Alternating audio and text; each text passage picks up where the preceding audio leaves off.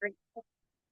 Hi everyone, this is Aruna Arichami, Assistant Professor, Department of Information Technology, SNS College of Technology. In my lecture series today, we're going to see about the polymorphism concept. In that, you will be going to see the method overloading alone. Next video, I'm going to explain about the overriding. What do you mean by overloading? More than one function or a parameter can we have the same name, but we have to use the different parameter means that can we call it as a method overloading. So if a class has multiple methods having same name, but different parameter, it is known as method overloading. Now also we can able to use the constructor overloading also. Instead of method, we can able to represent it in terms of constructor. Method overloading in Java, we can also call it as a compile time polymorphism or static polymorphism or early binding. These are the other name of the method overloading. So while compared to this thing, a parent argument and the child argument will have the highest priority over here. So what is the major advantage of using this thing is, first advantage is the increasing the readability of the program. The another thing is we can different ways to overload the methods are available. So first method overload is we can able to advantage of method overloading is the readability of the program. Different ways we can able to overload. Different ways we can able to overload the thing. So there is a different ways we can able to overload the method. The first way is the changing the number of the parameter. The another way is changing the data type of an argument. The third thing is changing the order of the parameter of the methods. So what do you mean by changing the method of the parameter means? A method overloaded can be achieved by changing the number of parameter while passing the different arguments. For example, here we have the two arguments, both will be a multiply, but here I'm passing the two input, that is a int a and int b. Here I'm passing the three parameter. So how it can be identified means what how many inputs we are giving. Through that automatically it will be overloaded. Here method is overloaded. So through that, how many inputs are we again? Based on that, it will choose the which type of a method is called. This is the changing the number of the parameter. Second way is changing the different type of an argument. In this cases, we can see that thing here in product is my method name. But here I have to use the integer data type. Here I'm using the double data type. So through that, it will call that particular function.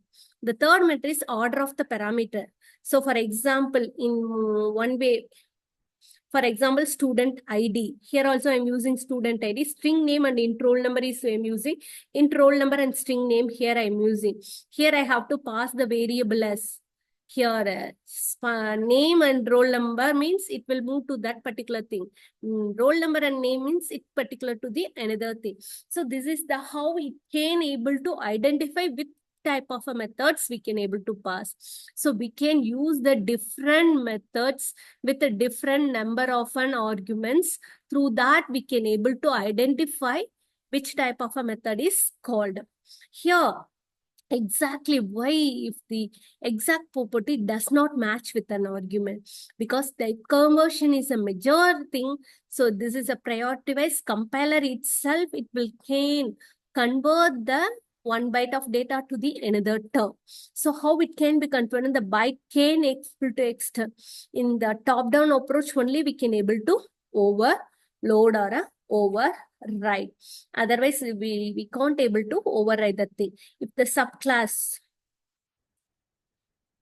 so these are the various method can be able to use it to overloading. So each and everything we are having a certain program, we will see one example for your better understanding.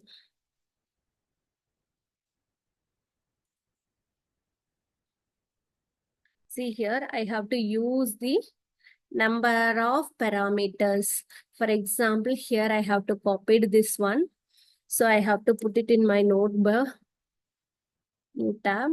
Here I have to paste it over here. So see here, I have created an object for this one. So where is my, this is the class name I have to save, CGFG. So I'm saving this file, gfg.java. Save.